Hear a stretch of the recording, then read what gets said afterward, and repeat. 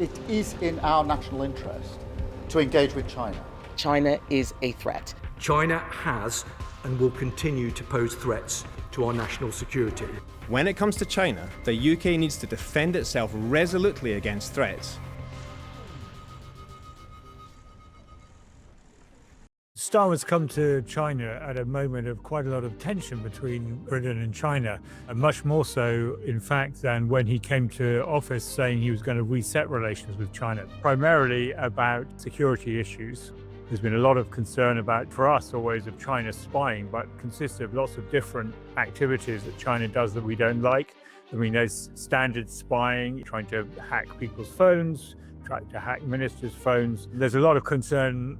Really, I think the thing that is worrying the security services is just the extent of China information gathering more generally, attempting to influence British politics, British politicians, the British public through social media, influence operations of all sorts through academia, the sheer number of Chinese students and other sort of Chinese interests, if you like, in Britain at the moment. The big shift, especially over the last 5 years, has been the growth in aggression from nation states. What should the overall balance of the UK's kind of nation-to-nation relationship with China be? That one is a matter for government. A lot of these security issues between Britain and China came to a head with the decision over the embassy.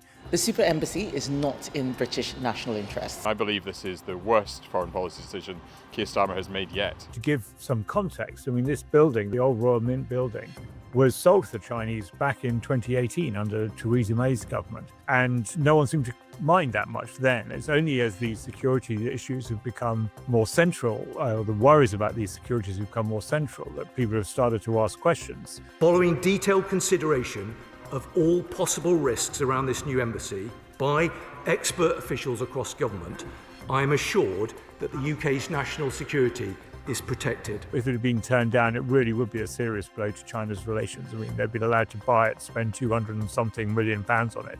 And it would have been quite a snub to then say, well, you can't actually have the embassy there. But it'd be interesting to know what else, given these two big wins for China, the Starmer visit and the embassy, whether China is offering anything in return. The history really is interesting here. I think Starmer, when he came to power, perhaps understandably, he wanted to distinguish his foreign policy from the Tory government's foreign policy.